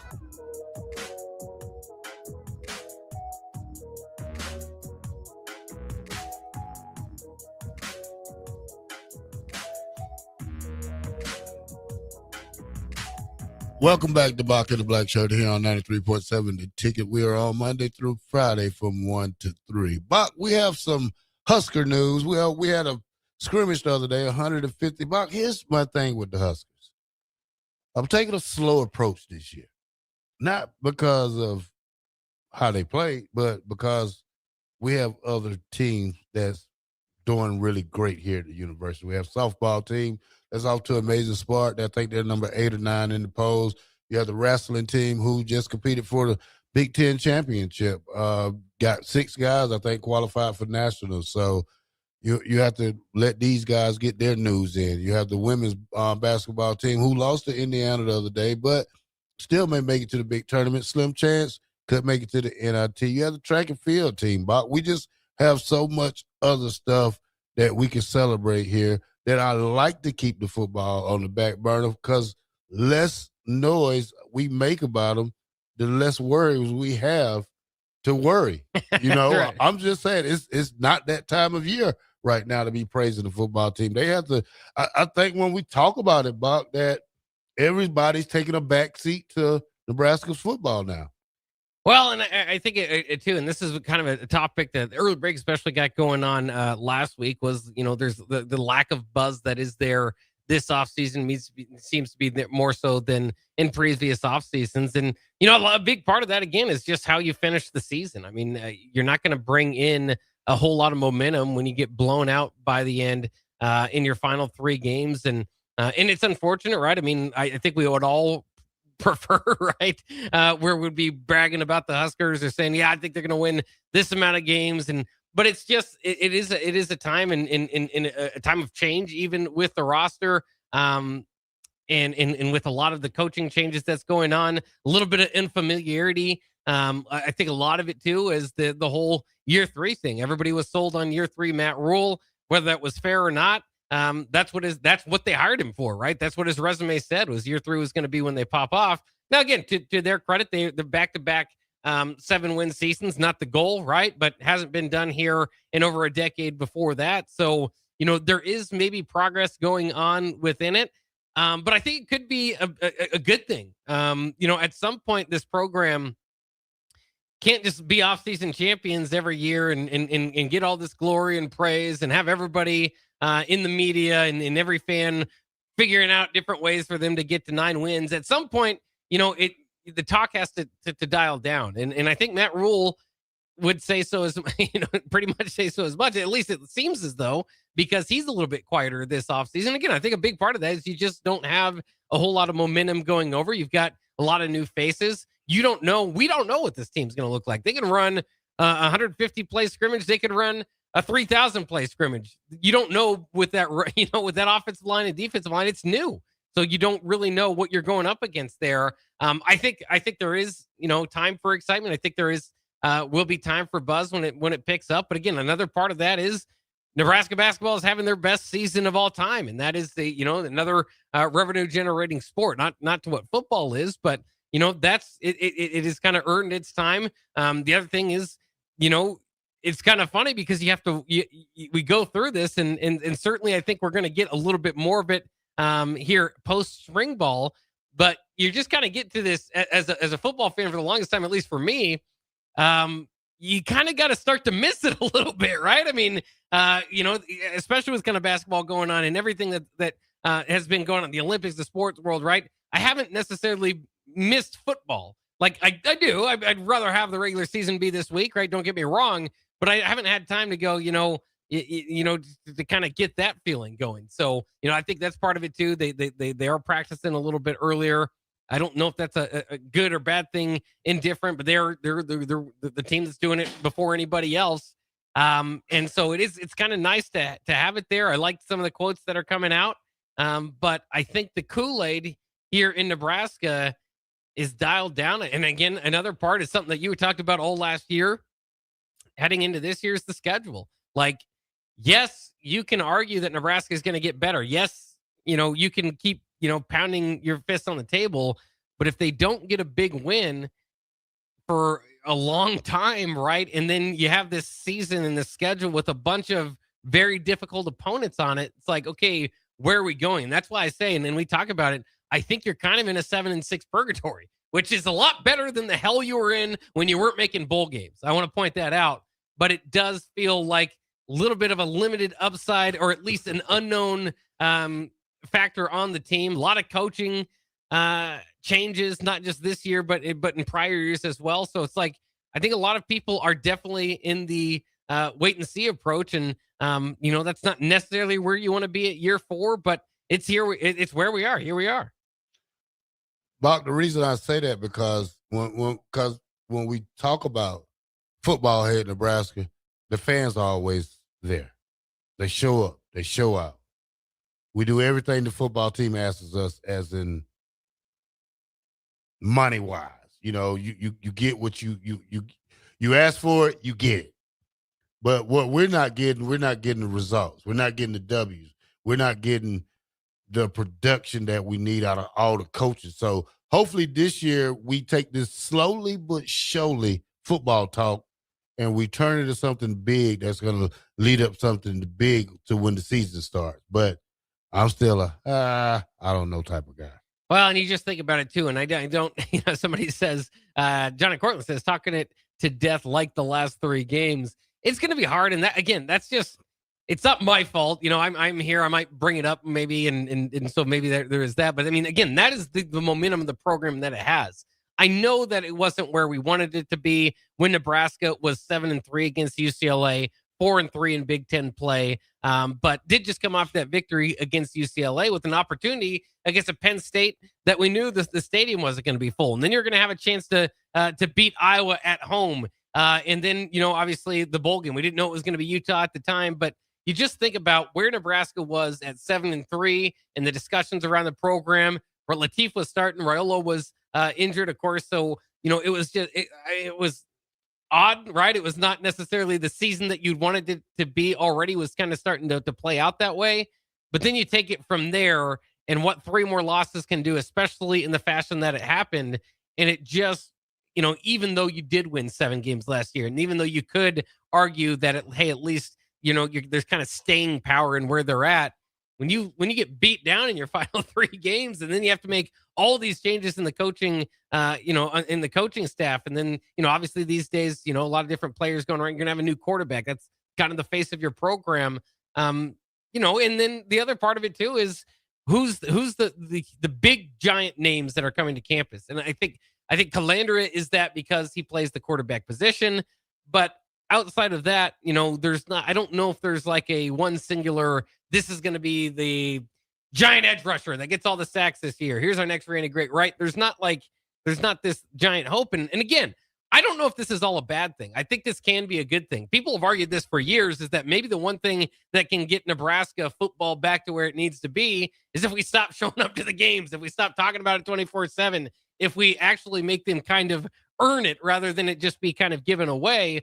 And so maybe that is the case. And this is a team, I think they've kind of learned their lesson to a degree as far as a coaching staff of, okay, this guy's going to be our hero and we're going to designate everything around them. Hopefully at this point, they kind of buckle up their chin straps and learn to play and build an identity around playing some Big Ten football, because I'm just kind of tired of seeing guys come in and have different ideas of how they're going to change the landscape of Big Ten football and how you win here at Nebraska.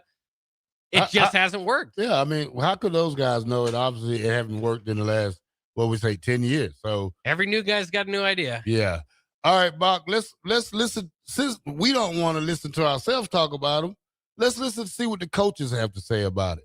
All right, you want to start with Rob Orich or Dana Holgorsen? Let's go Dana Holgorsen this week. All right, we'll start off with Dana Holgorsen on how the offense looks. Again, this is from the presser on Saturday. And, of course, our first chance to kind of react to it. I'm still trying to figure them out. I mean, we're in installation phase, and, next week is more installation, right? So we'll just keep installing things and keep evaluating players to kind of see what we got. Been very encouraged with the amount of football that we've been playing and what it looks like. I'm seeing some things that I haven't seen since I've been here. So just encouraged with the progress of where we're at. So got obviously a long ways to go. I mean, we're not even done like installing stuff. So we'll be a different team in June. Kind of strange to me, Bock, when you get most of your skill guys back, mostly receivers, running backs, they've been in this offense for a year. You're still installing. Quarterbacks are very smart these days. Offensive line is definitely moving in a new direction. So hopefully we can catch up on play-wise, because that's the main thing we have to learn on the plays. Yeah, I'm glad you're pointing that, because it's not, on the defensive side, maybe that's a little bit more understandable because you got a new defensive coordinator, new scheme, all that. Offensively, and they talked about it too, and we'll get more into it, is, it's kind of the Anthony Calandria press conference, whether it was from the offensive side or the defensive side, and adjusting to what he does outside of that. So a lot of it might be quarterback based and what you do, what you might run in different packages now, planning on moving forward with mobile quarterbacks as opposed to kind of the pocket quarterback system they had last year.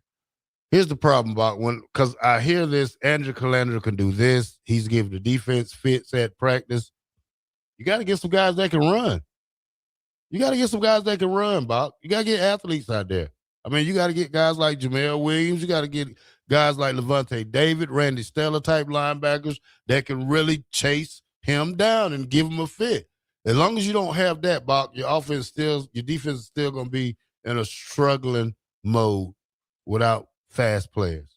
Yeah, hopefully the defense definitely gets better from all this headache that Calandra is giving them. Let's move on with Dana Holgorsen here a little bit and talk about, you mentioned the offensive line. Here's Dana Holgorsen's thoughts on that offensive line.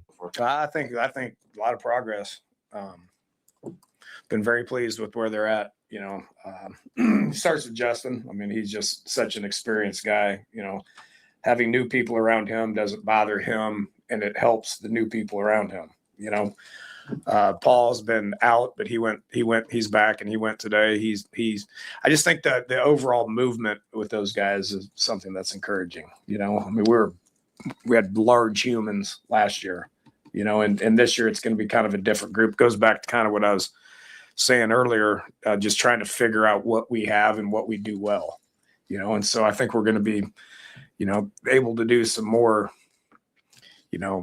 stuff where it gets those guys out and running. The screen game looks good, and more outside zone stuff where we use their athleticism to be able to get on the perimeter, and the protection looks good. Or just downhill run game stuff isn't isn't quite where it needs to be yet, just based on new people and trying to figure things out. Well, I think it's Jeep Wade. When you talk about a coach that has that name, that has that ability to bring guys in, to coach guys really up, and be that blue collar coach that we really need around here. Yeah, it is kind of encouraging, and you have heard. I think that is interesting, especially with your mobile quarterback, that this offensive line maybe not as big but more athletic, and so maybe kind of being able to do some more stuff around the perimeters. You definitely want to be able to also get that straight ahead game going, and they were really encouraged by Quentin Ives in the bowl game and bringing him back for that. So hopefully we can kind of see both those things progress as Dana Holgorsen. The wily veteran as he is, does understand. And as he's pointing out, this is this team is nowhere close to midseason form. It is quite a bit away from even summer form. So they're still trying to figure some things out, but some good returns early on. He's especially excited about Anthony Calandria. Here is Dana getting fired up about Calandria. Yeah, I mean, they know who's back there, and that gives their guys hope. That's where most of your big plays happen, for guys running a over route and the quarterback goes that way, the importance of spinning out of that thing and accelerating the route. I mean, if you don't do it like that, you're never going to get to that spot. You're never going to get that ball, and you're never going to make that play. And so it just starts with hope that the quarterback's going to do that. And so they see him running around back there making plays. It kind of gets those guys fired up because it's a chance of an explosive play, and so. Just the element of the hope aspect of it is going to get those guys to the spots where they need to be. I'll get fired up about it. I think we all know what Nebraska has needed. We've said it for 2-3 years. We need a mobile quarterback. We need a quarterback who thinks with his feet, not with his arms. So, the arm part will be there. It's just trying to escape the guys that's in front of you right now. So having a real mobile quarterback is probably one of the best things that's going to be going for Nebraska this year, Bock, when we talk about that. Well, and Dana has some thoughts on it too. He said, and it's interesting, obviously he's had a lot of success with quarterbacks over the years, but he said he's never had anyone as mobile as Calandria. I was talking with Roll out there kind of mid-scrimmage, and I was like, he does some things I've never had. I've never had that mobile of a quarterback. Probably the most mobile one that I had was Skylar Howard. Had him for like 2 years. Just he was a runaround guy, threw a good deep ball. I've never coached like extending plays like I'm coaching right now, just because he has a really unreal, and TJ's an athletic guy too, but he has a good understanding of off schedule stuff, of keeping the play alive. And I tell you, that's really resonated with the wideouts and the running backs and the tight ends. So there you have it. You hear from Coach Dana Holgorsen there as he's going, and it is interesting. Dana Holgorsen did not make his money or his name based on mobile quarterbacks, so the pairing is a little bit interesting. So when he says that, initially like, whoa, that's big praise, but over the years he hasn't had a whole lot of those guys. Now he mentions Skylar Howard and some of those guys, they've had some success before, but it is kind of interesting and maybe an adjustment for Dana Holgorsen, who said he didn't learn anything last year. Maybe he'll learn a little bit more this year with the mobile quarterback. 007 says you don't necessarily need a mobile quarterback. You need someone that can move the sticks third and fourth with their legs. Depends what kind of quarterback. You want Danny Warfel or you want Tommy Frazier? Well, there's the difference between like a mobile and a dual threat running quarterback, right? We have all these different names. What would you say Calandria is? Dual threat? Yeah, I think you'd probably go with dual threat. Yeah, that's what I say. He's the dual threat type of quarterback. Not really a mobile. Yeah, but dual threat, can run, can beat you with your feet, can beat you in the air. But I think it's a good thing for us. I think really. I still want to see how TJ Lateef plays, though. I just don't want to give it to a guy that I'd rather just, when I say it, it's hard because they're two different quarterbacks. he's been in the game a little bit longer than TJ Lateef, so he's a little bit more seasoned, a little bit more experienced. But if you give TJ Lateef that time to learn and do the things, he'll be a great quarterback too. Here is Coach Dana Holgerson on TJ Lateef and what he needs to do to get better. Yeah, he just needs to speed things up. I mean, everything's, and watching Anthony has been good for him because Anthony does everything so fast. Like he processes fast, he moves fast, he drops fast, he goes through reads fast. I mean, everything's just really fast because he's started for 3 years, right? So I think that's been good for TJ to understand, how to accelerate things.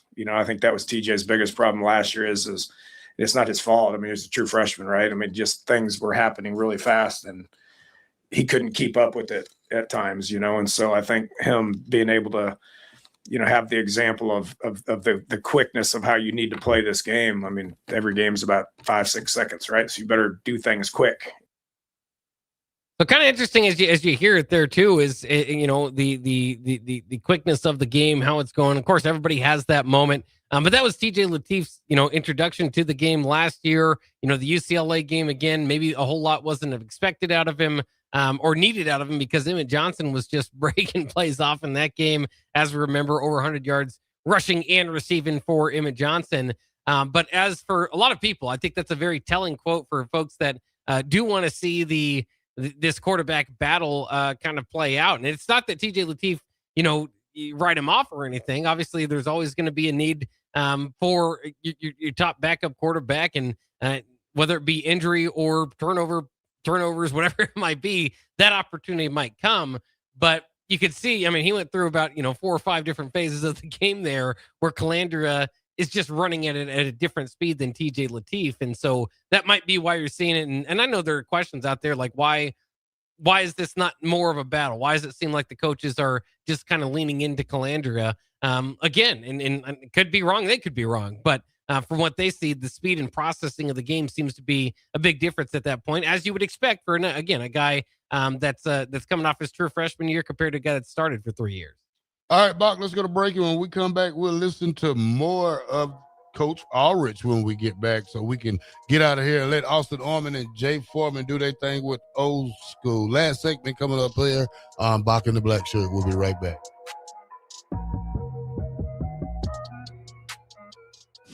You're counting on your team to win, so why not prove it?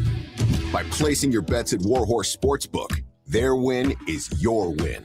Put your money where your mouth is on nearly every sporting event. Use the Warhorse app to check odds and build your bets before placing your wagers in person at Warhorse Casino, including live in-game betting. No bets, no glory. Wagers may only be placed on Nebraska-based teams when played outside the state of Nebraska. Must be 21 or older to gamble. Gambling problem? Call 1-833-BET-OVER.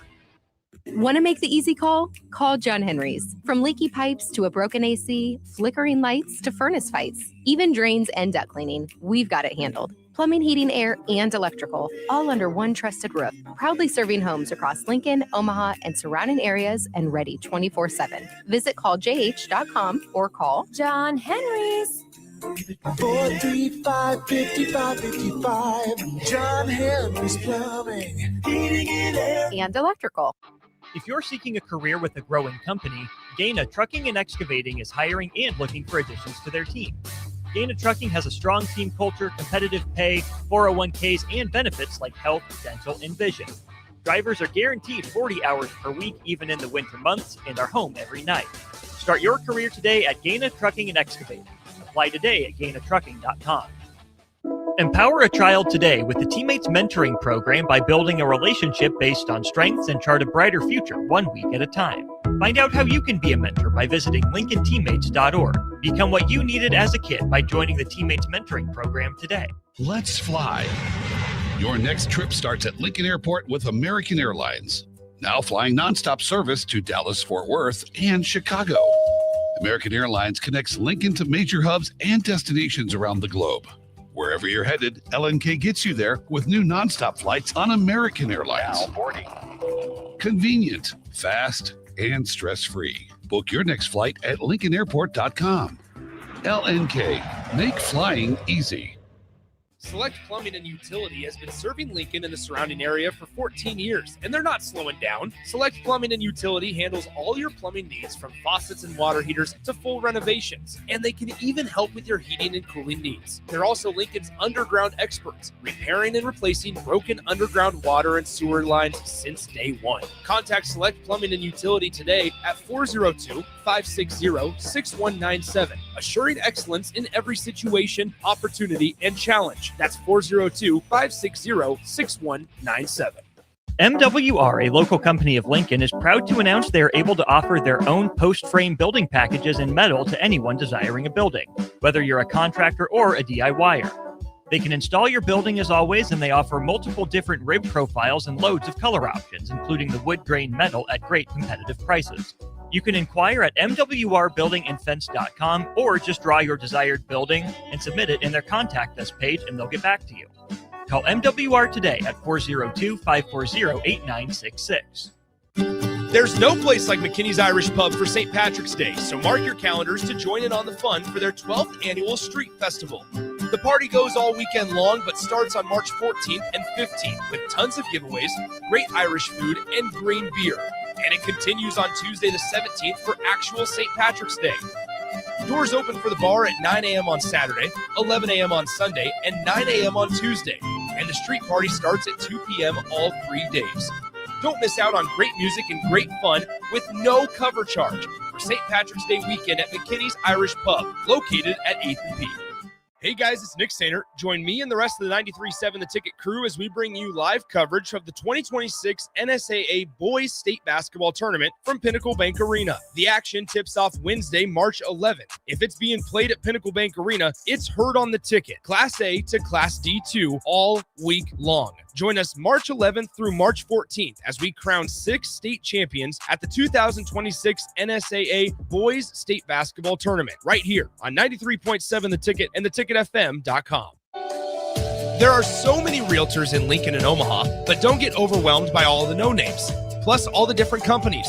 Ben Bleicher with Professional Realty Group at Berkshire Hathaway Home Services Real Estate is your go-to option, whether buying or selling residential, luxury, leasing, investment properties, or commercial property, small or large. Ben's team offers decades of experience, unbeatable customer service, and promises to fully protect your interests throughout the entire transaction. Call 402-419-6309 for all your real estate needs. Ben Bleicher with Professional Realty Group of BHHS Ambassador Real Estate. In every office, there's 2 types of people. There are those who bring in bagels and those who eat the bagels that someone else brought in. Everybody likes the first person. Be that first person. Weekday mornings at 7:30, you have a chance to win a business box of bagels from Bagels & Joe. All you have to do is shut up, Sipple. 2 questions for you, 2 for Sip. Win, and the bagels are yours. Lose, well, you don't want to lose. You lost Monday, you lost Wednesday, you're a loser. Shut up, Sipple. Weekday mornings at 7:30, brought to you by Bagels & Joe. You're listening to Bock the Blackshirt, on air and online at theticketfm.com.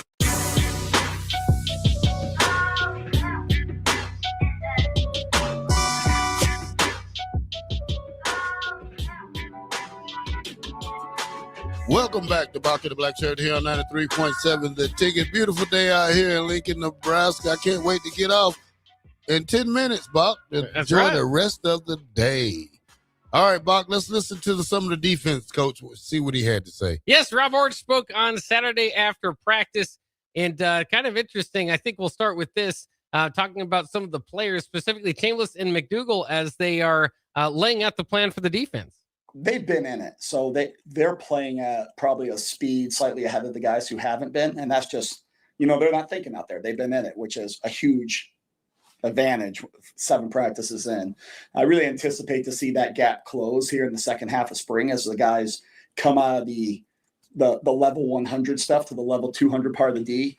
But they've been really good with catching up the other guys.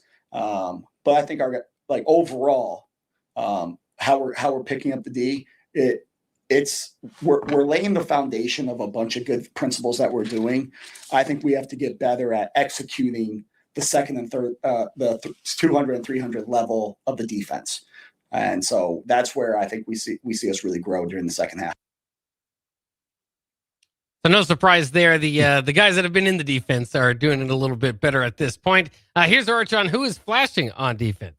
Yeah, Jasir, our transfer from Pitt. He's got a real twitch to him. He's coming along well. Anthony Jones, I think, brings a level of physicality to that group that kind of sets the tone. And then at the backer level, Dexter Foster, really stout inside, really good on contact. Those three guys, I think, have been good for the program. And then I think what it's done is kind of raise the expectation of what the play looks like at those positions. A guy that is kind of flashing to me a little bit right now is Sua. Our DT is coming off an injury a little bit, had a hamstring injury, but you're starting to see him flash in some inside periods. It's good. Yeah, it's kind of interesting. A lot of those names being the guys that they brought in from the transfer portal, hopefully elevating the group this year. Here's a little bit too. I spoke plenty here. I thought this was kind of interesting on the competition at the corner position. Also speaking on Donnie Donovan-Jones. Oh, it's really competitive everywhere right now. Corner position. We're isolating those guys in coverages a decent amount right now to evaluate them, to see what they can do and see who kind of rises to the top. I probably don't have like, hey, these guys are above these guys right now. Competition's ongoing. And I would say the same thing in the safety room. Now we've seen Donnie Jones play two different positions this spring, nickel, free safety, and obviously we know he can play corner. He's been a real asset to this team with his ability for us to find the right combination of guys in the back half. And I really appreciate, his willingness to step in at nickel, step in at free, go play field corner in 12. And so I've been really pleased with him. It's kind of interesting. Different guys can give you a little bit more versatility. We've seen guys be moved around, though, in the backfield. Maybe not always to the best results. Marquise Buford certainly comes to mind, as well as Malcolm Hartzog. Do you like the versatility back there still in the defensive backfield, or would you like to see these guys kind of dial in on one position? I just want to see the best 11 on the field, Bock. That's what football is all about. Figuring out a combo to get the best 11 guys on the field so we can just play football and try to stop someone. Yeah, one way or the other, it is the goal to get your best ones out there. Rob Arch also speaking on the Cheetah package. So let's hear a little bit about all the steps of the defensive install in the Cheetah package. Yeah, I do. I think the first half of practice, just how I go about it, the first half of spring, you want to lay down your core concepts and your foundation. The second half, or the second third of spring, you want to get into the level 200, 300 of the in-depth, the higher level stuff, now that they have the foundation. And then the third level, you get to start personnelling some things. You get into your Cheetah package or your third down or your heavy sets. And so for us, we're entering really that second third, that middle third of spring ball, where we're asking the guys to take base level understanding and now apply the high-speed decision-making that we need to see. What's the Cheetah package? Our four best rushers, our five best DBs in coverage. So our Cheetah package is what we call when we're hunting the quarterback a little bit. And so there's an ongoing battle. Everybody wants to be on Cheetah, man. No one wants to be left out of Cheetah. So we evaluate all those one-on-ones, who can corral AC, the quarterback, and we'll see who it is. So who are the four Cheetahs right now? I probably shouldn't say, but there are some guys that stand out to me. Jasir and Jones. I think Nawari can really rush. Inside, I think Sua has some twitch, but we haven't laid out that depth chart yet. So I really shouldn't say. And then he names four guys. For me, that's just a regular basic third down blitz package. If you talk about a Cheetah package, that's like when we played, you take out Jay Foreman, you put in Jamel Williams. And we just blitz you like crazy. So there's no difference between a blitz package and just everyday down people. But, I like the concept, though. Yeah, it should be fun and kind of some new vocabulary we can pass around for Husker football fans. One final thought here from him as we're on the pass rush. This was Rob Orch on last year's pass rush to what he wants to see this year. The biggest thing watching the tape from last year is, all great pass rushers have an elite get off and they close space to the quarterback. And that's what we need to get in the fight more at pass rushing. Rather we're hanging out on the edges trying to dance. We need to carve that pass rush arc and compress the quarterback. And that's when you're playing a mobile guy like AC, is that you really want to make him throw from inside the pocket. And that's been a big challenge for our guys. Keep him there. And that starts on the outside rusher, Bock. Keep him in. Keep contained. That's the thing we need to be working on. Keep containment. Make the quarterback flush back to the inside. Make him throw in the inside, because guess what? He's going to get hit. And he's not going to like it. Getting hit every other play. 93.7 The Ticket, Bock The Blackshirt. We are out. Stay tuned next with Jay Foreman and Austin Arman with Old School.